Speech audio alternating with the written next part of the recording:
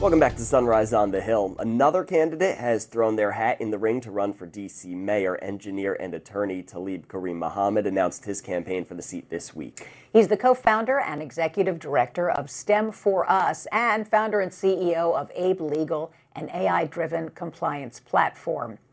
And we're going to learn more about it all right now. Thank you so much for being here. We really appreciate it. Thank you so much, and I appreciate you, and I'm glad that you got that last name correct. It's Muhammad, as Mamdani had to point out in New York. But, you know, I really want you to also focus on another kind of credit that I have, and that's serving as a leader for a wonderful nonprofit organization, STEM for Us. It's been working for over a dozen years to keep our young people safe by giving them opportunities to learn about science, technology, engineering, and math-related vocational skills, training opportunities. And that's actually why I'm in this seat right now. For the past 2 years, we came to the Council of the District of Columbia with great ideas on how to keep our young people safe. And as you may know, the most violent hours are the hours between 3 and 5. Why is that? Because children out of school, and invariably here in the District of Columbia, parents are working. 2/3 of the DC population have to work at least two jobs, sometimes 3 or 4 jobs.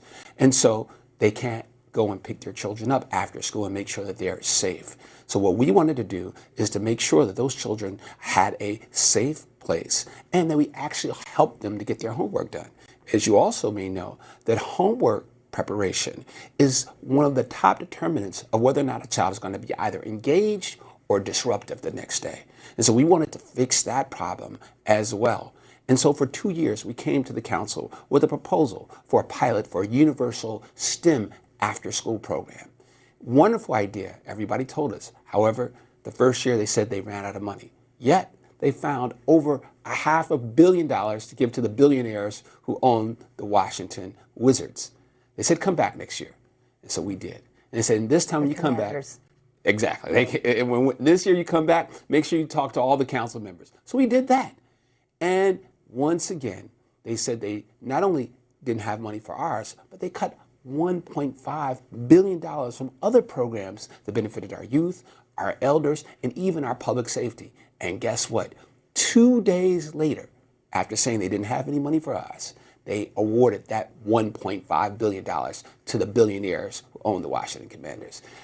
That's the reason why I'm running. One of my mentors told me, said, Talib, let me just tell you, honestly, you have a wonderful idea, but the people in power, the people who could greenlight your ideas, who are on the city council, including 2 of the people who are trying to run for the mayor, they don't really care about young people. They really care about billionaires. And if you don't have $1 billion in your bank account, or at least $10 million in your bank account, they're not going to listen to you. They'll take a selfie with you, but they won't listen to you. And so that's the reality that I was confronted with.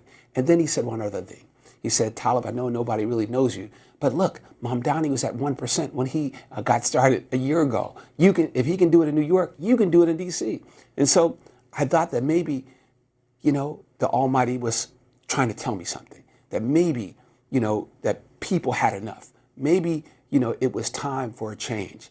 And so I said, well, why not? Let me do it. And so that's why I'm here right now. So that's a little bit about what got you into this race in the first place. What kind of makes this seat interesting and open for so many people is the fact that Mayor Bowser is clearly, obviously not running again. What did you make of her tenure, things you agreed with that maybe you would want to continue, things that you don't think she did well or well enough that you would want to change? Absolutely. Well, as you may remember from the mayor's press conference, she said one of the most important achievements of her tenure was the fact that DC was a sports capital. Sports capital, that we had all the sports teams that she had been able to bring back, with the Washington Commanders possibly coming back, according to the $6 billion giveaway, coming back, right? But I thought to myself, do you know where we are in math and science, reading in our DC public schools? We're like 49 out of 51 states. 49 out of 51 states. Wouldn't it have been great for the mayor to say that we are the academic workforce development capital of the nation?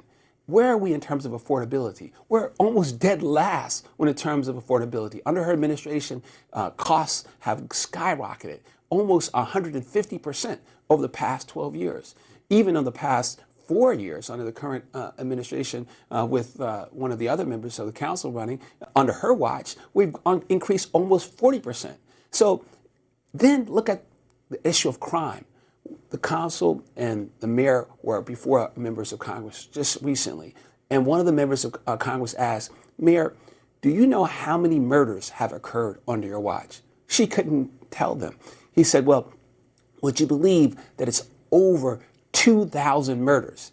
And then he said, do you know how many carjackings have occurred on your watch? She also didn't have that number. He said, would you believe it's over close to 4,000 carjackings, 10,000 robberies?